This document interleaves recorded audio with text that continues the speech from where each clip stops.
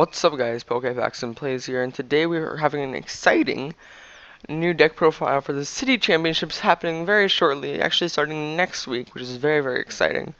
Now, here's one of the decks I think is going to be most prominent and do the most damage, not do the most damage, but metaphorically, like it's going to cause and do a lot of impact on the scene, and it's going to do very well. Now my friend actually won a regional championship for this deck, so I think it's very strong. And it has a very clean matchup spread. So I thought I'd show it to you guys right now. Unless there's some amazing undiscovered counter for this deck, I think it's very solid play.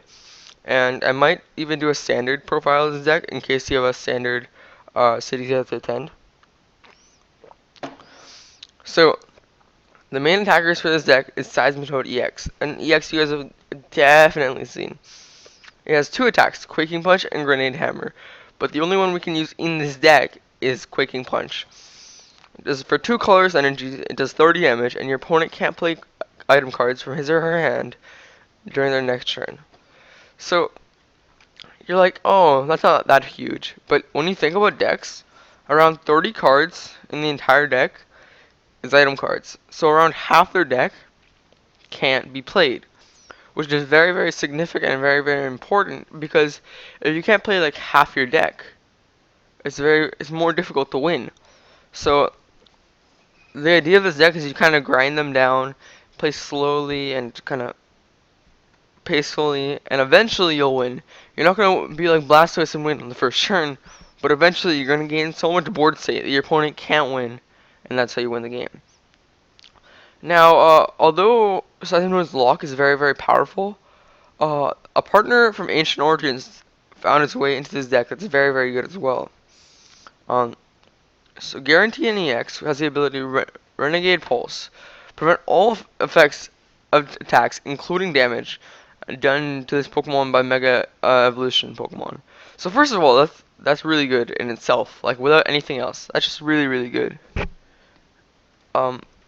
And so, yeah, that's just really good. But it has a great attack as well. For a grass, psychic, and 2 colorless, it does 100 damage, and your opponent can't play any tool, special energy, or stadiums from their hand next turn. It's just super weird lock. Like, special energy is like the premise of a lot of important decks in the format. Tools are really important, and stadiums are really important. Making them all included into one lock, it's just really weird, but it works out to be a very interesting lock that is really strong in a lot of decks. So that's why Seismitoad and Giratina work together. You can kind of switch, and also it does like double the damage, assuming Toad has a Muscle Band. So it does a lot of damage. It has an interesting lock. It has a great ability. So that's why we put it in this deck. We play one Hoopa EX because it has an amazing ability, Scoundrel Ring. When you play it down, you can search for 3 EXs and put them in your hand. Now, why this is so powerful is because turn 1, you might start with a Toad, you might start with any of these Pokemon, right? So you Ultra Ball, you play 4 Ultra Ball, you Ultra Ball for maybe for a Hoopa. And so instead of getting only one Pokemon, you now get the option to get 3 more. So you start Toad, you Hoopa for a Giratina, maybe a Keldeo, and a Shaman, or something like that. So it just gives you a ton of options and versatility on what you want to do. In terms of standard, I might use Zoroark instead of Keldeo, but that's just kind of bad, I think. So the next card I want to look at is Keldeo EX. We play this card because its amazing ability, Rush In. Once during your turn, if your Pokemon's on the bench, you may switch it with your active Pokemon. Now, why is it so amazing? Because of Float Stone. Now, Float Stone gives you a free retreat. So let's say Giratina is in the active and is poisoned. I don't know how to get rid of this, but whatever. So Giratina is in the active. No, I gotta add that back. So Giratina is in the active and it's poisoned, right? And that you have Verbank play, and they poison you. So instead of letting the damage go up and up, and you want to keep attacking Giratina, right? You don't need to power up another one or use a Toad. So you just rush in with Keldeo, retreat, and you can keep attacking with it, and it's just fresh. So that's why I think it's very, very powerful, and it's very good, and I wouldn't recommend playing this deck without it. And if you didn't have one, I wouldn't play this deck, honestly, because that's really good part of the deck. Um, you play 4 Ultra Ball, just getting all the Pokemon you need. 4 Super Scoop Up, getting more Shamans, refreshing your Seismitoad, refreshing your Giratina. 1 AZ, just to heal off something, take something off the bench that has a lot of damage that you don't need anymore. Maybe a Toad with the 170 or something, you just take it off the bench or the active. It's pretty good. 1 Culver's, because sometimes you load up your bench most of the time, and if they load up their bench, uh, it helps you hit resources. 2 Lysander, because it just helps you stall, kill things that need to be killed. 1 N, pretty standard. 4 Sycamore, just drawing through your deck, very powerful. You play 2 Team Flare Grunt because you want to discard their energy, slow them down as much as possible. 2 Xerosic, make sure that maybe you can under item lock you can get rid of a Garboros Tool or Seismitoad ZCE or things like that. It's just very strong. And then I play um my stadium lineup is probably the weirdest part of this deck that's not standard. I haven't so we play 2 Verbank, which is really good with Hypnotoxic Laser, so that's pretty standard, of course. And then I play 1 Silent Lab because sometimes you don't need Keldeo's ability and Shaman's long gone, but Silent Lab is actually really good because what it helps you do is shut off some important abilities that are really important to the game. Maybe their Keldeo EX or their Darkrai EX, things like that. And then I play 1 Parallel City. Now this is really weird. This is actually a really weird tech. I haven't tested too much, but in theory it seems very good. So choose which way you want to put it, and it does different effects depending on which side you put it. So if you put it on my side, it does 20 my attacks do 20 less for grass, water, or fire, or you can only bench 3 Pokemon down. So most of the time, unless we're attacking with Giratina, we're gonna make sure we can only have 3 Pokemon, which doesn't really matter because we only need 1 Keldeo, 2 Toads and Giratina. We don't mind getting rid of Shamans because they don't really do anything, and it's less of a liability. So, or we can use either side. So that's very good. It also kind of breaks Rayquaza because they discard 5 Pokemon instead of 3.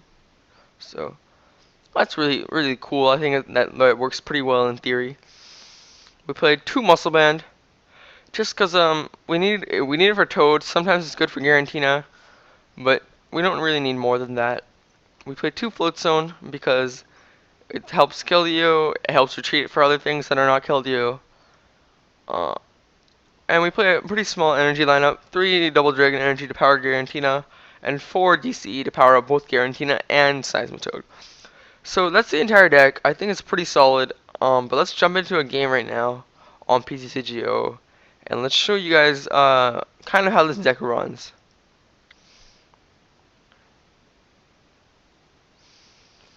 So Totina, and there we go.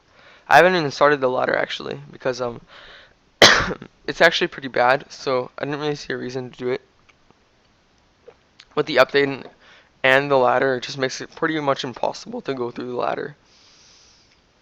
So he's M Barty 44 is our opponent, and we win the coin flip.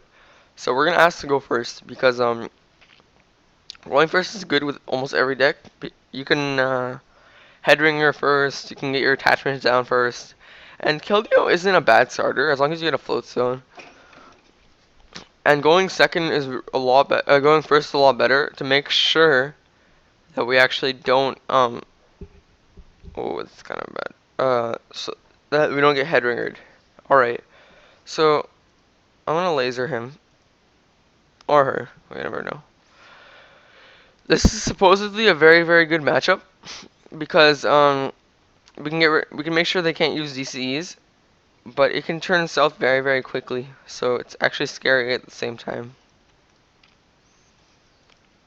And I'll just pass. We're in kind of an abysmal situation. If he goes off and does 180 damage turn 1, that'll be very unfortunate for us. But we have to get the item lock next turn, or we're probably going to lose. I wonder whether he would play Switch. I'm not sure what he's trying to achieve here. DCE, Sycamore. Alright. Okay, so this is a Night March Flareon deck. Kind of interesting. I wouldn't bench these two Pokeballs. It's kind of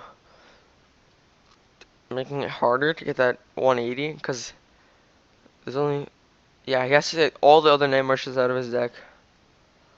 So if one is prize, or he doesn't get the most spend. Yeah, alright. So... Okay, we get an amazing, amazing, amazing dock deck. So I'm going to... No, I don't need the crushing hammer because I'm going to knock him out. So I'll Ultra Ball, Super Scoop Up, AZ, grab a Hoopa. Okay, it's prized. So I'll actually just burn some cards like a hammer to make sure we hit a supporter or something. Yeah, I think that's enough cards burned. Alright. Now, this is pretty unfortunate. I can, bench these two. Play a laser. And then via Secret AZ. If we hit the bank, we also can knock him out, so. Or can an N. Yeah, I think I'll go with the N. I need a float zone and DCE. So it shouldn't be too much to ask for, but then again, oh my god. Alright. So I'm gonna try to get that off. I'll whiff again, and alright, we get it off. It's very unfortunate to not hit off the item lock, but he stays asleep, which means a guaranteed knockout. Which is, I mean, I wouldn't say good for us, it's just like kind of decent. This is a really good matchup for us actually, but we're having a kind of suboptimal start. But the concept that we want to go through against Night March is we want to use Quaking Punch the entire game. Well, that's not true. We want to use Quaking Punch for a lot of the beginning of the game. And then, once he starts slowing down, we start getting rid of his energies. And then, what we do is we make it so that we use Giratina's attack, Chaos Wheel, so he can't attach any more DCs. So he's forced to attach regular energies, and then you Lysander whatever they attach energy to. So, here's a Mew. Plus plays N. Alright, so hopefully we can get a way to get Keldeo out of the active and also a DCE, which would be very, very helpful.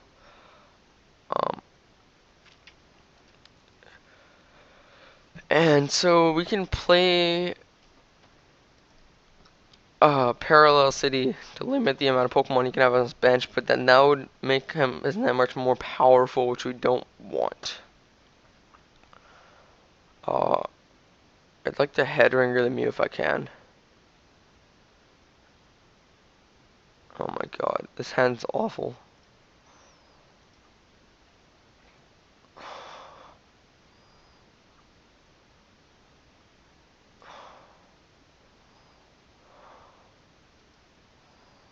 So I play that. I get rid of that. Throw a head ringer into the Mew. And then, I mean, I guess I have to pass. Like, this is pretty bad, but, I mean, I guess I'll take a prize. This isn't really showing you guys the power of this deck, but, I mean, I'm doing what I can. And there we go, we got a DCE finally. Now, at this point in the game, I'm not even sure if actually, yeah, the right thing to do here is actually just to, play Chaos Wheel. Team Flag, okay. Alright. Chaos Wheel. get rid of their Team Flare Grunt and put up a stadium. So that way they can't use one energy. What the hypnotoxic laser? They can't attack using one energy. So with the headring it's very strong. What? What is he doing? This is crazy. Okay, I wake up and he passes? Alright. So I'm gonna throw a DC onto there. Team Flare Grunt. And he's gonna scoop. Yeah, because at that point he can't do anything. So I just win straight up. Alright, yeah, we have time for another game. I'll show you guys a proper game with this deck. I'm gonna get our first reward, which is really cool. 25 coins, always appreciated. So we're gonna look for our opponent.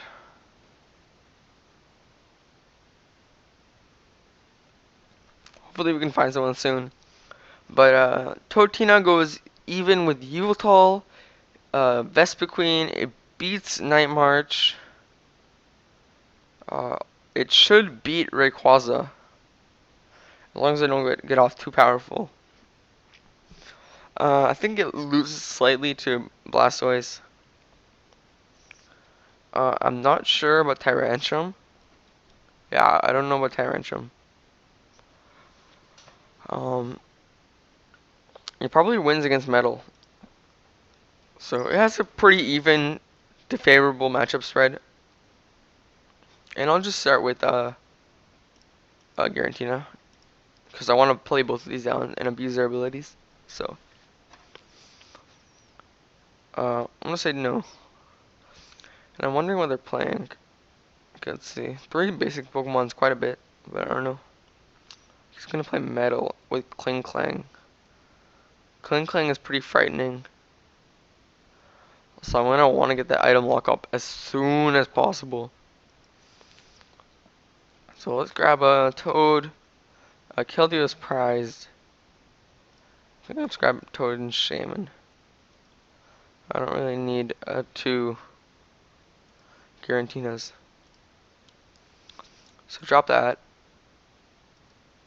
Drop that. Super Scoop up. Try to get the Giratina out of the active. And Tails. Shaman for 2.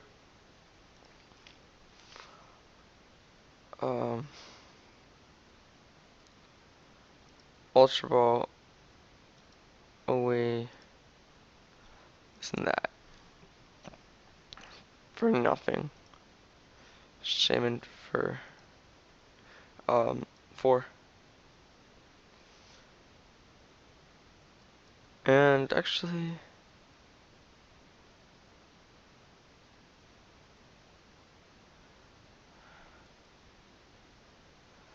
I mean, Fire, Leaf, and Water doesn't really do anything to this deck.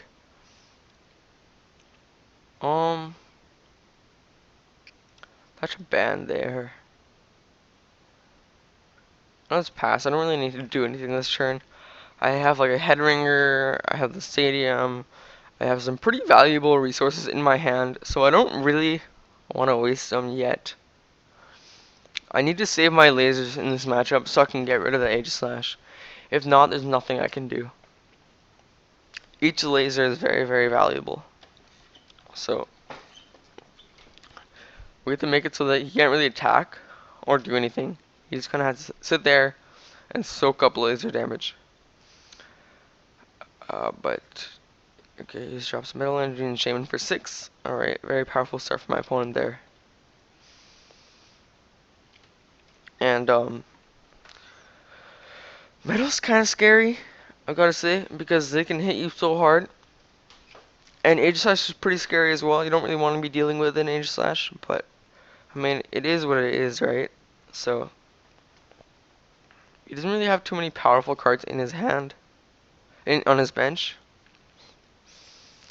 And he ends. Alright. So let me just look up what Klinkang does.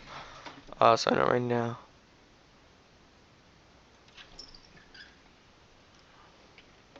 Okay, I'll do it after my turn. Okay, I want to drop a Burbank, but I'm nervous that That's not the right idea.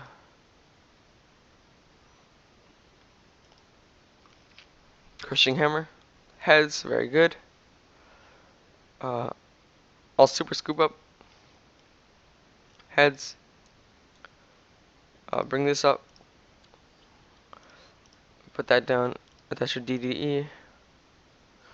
Oh, I'm wishing I had Hex Maniac in this deck right now. That's a pretty good tech to add. And I could go off, but I think I'm just gonna Quaking Punch. Deny him all items. Oh man, yeah, Hex Maniac would be very good in this deck. I cut it for a couple more important cards, I think. But you could definitely cut maybe a Zerosic for Hex Maniac because it's so clutch. 180 is clutch. Hex Maniac is like a card that's like, it's clutch sometimes. Okay, but let's look at what Kling Clang does. Kling, Clang, Plasma Storm. Alright. Its ability says that prevent all damage done to your metal Pokemon by attacks from Pokemon EXs. So I'm not really sure how I'm gonna beat it. Oh, I do play Silent Lab. I forgot that. Alright, so Silent Lab is gonna be very, very important to killing his Age Slash. But I don't know how I'm gonna do a Kling Clang. Kling Clang is very scary. I'll just Quaking Punch.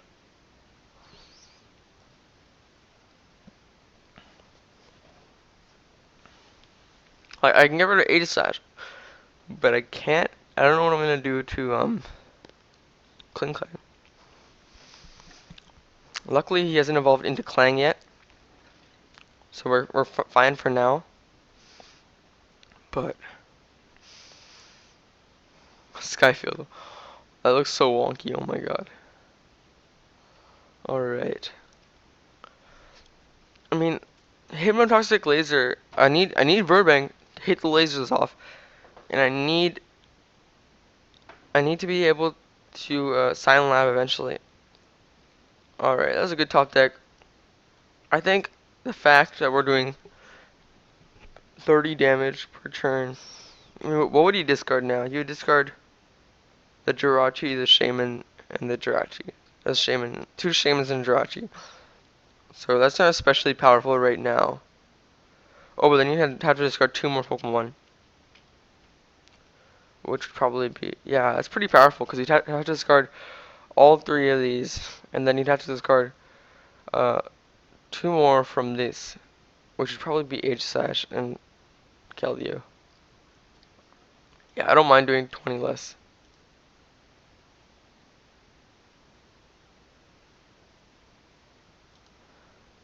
I want this one. That's pretty cool how they programmed it.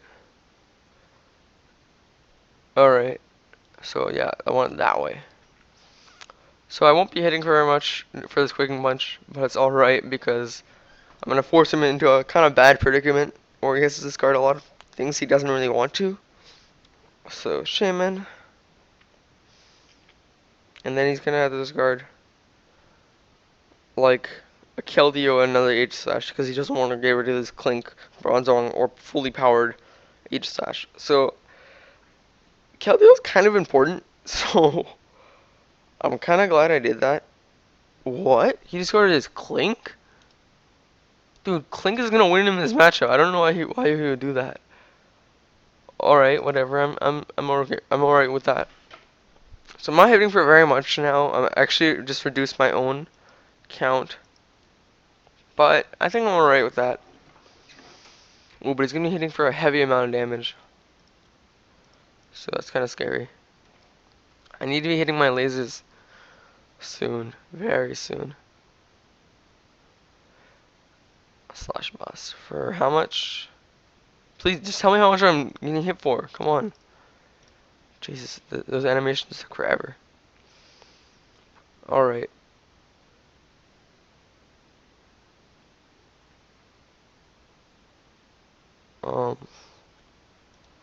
A Lysander here. Yeah. Throw it on Keldeo. And just Quaking Punch and just stall. And so he won't be able to play items. He can attach. Can retreat with 1 more energy, which is kind of bad for me. I kind of want to play 1 enhanced hammer in this deck. And yeah, now he can retreat. Or slash blaster himself. Alright. So at this point, I need to be hitting something.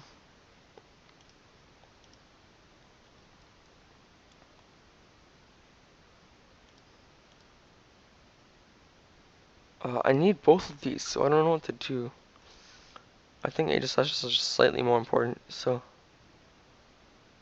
yeah. And then I'll VS Seeker for a Juniper, Sycamore, sorry. And I need to hit the DC or the DDE. Alright, I hit it.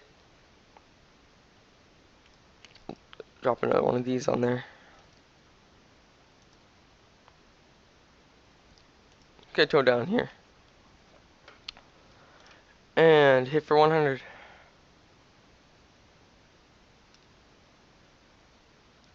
But, I mean, yeah, he can't replace the stadium, so as long as I'm attacking with the Giratina, that's actually really strong.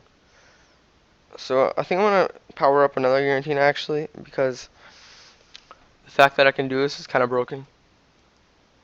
But Cobalion is really scary as well, because you can discard all my energy. So I need to be very careful, because I can get blown up by a lot of things, like Cobalion. Alright, I'm pretty frightened right now, to say the least, because I can keep Silent Lab up. So he's gonna discard one of those. And throw up a DC. Lysander. What do I want a Lysander? Probably this Aegis Slash. It's pretty strong. Bring that up there. Chaos Wheel. Do 100 damage. Can probably retaliate with quite a bit of strength, but my opponent's deck is kind of low. That might be a bit relevant. 10 cards left. I think I can survive for 10 more turns, so I might be able to deck him out. Just a thought, not necessarily what I'm going for, but it's an option. So I'm gonna keep it in the back of my head because, yeah, definitely option of decking out right now. 140, damn. Alright.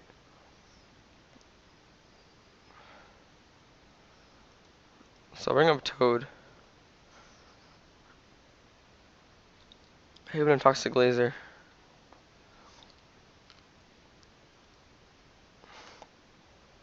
I'll hold that, but oh my god. I gotta keep some kind of lockup. Um, yeah, I'll do that. Wouldn't really done anything because of the Silent Lab. I guess they're just Quaking Punch. I mean, if I can survive for 10 more turns, I can kind of get something going here. But I mean, yeah, he has Kling Klang now. I don't see how I'll win this game other than deck out.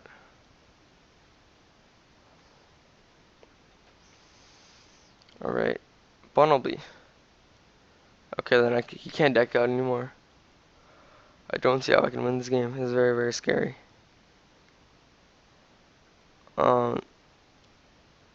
Now that Kling Klang is out, yeah, it's gonna be very hard. I have lasers and that's it. How many of those are gone? Just two. Okay, I have one more Burbank.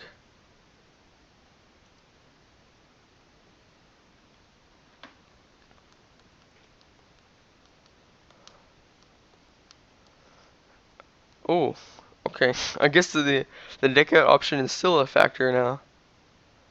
Alright. And I'll Quaking Punch.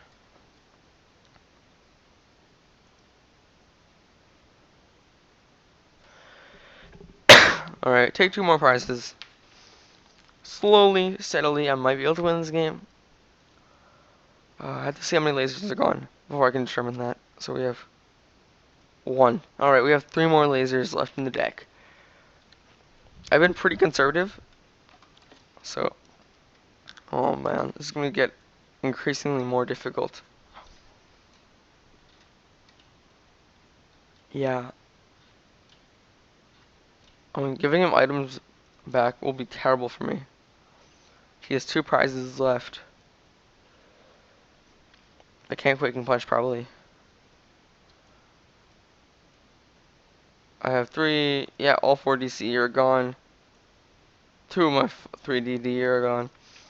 It's up to lasers now.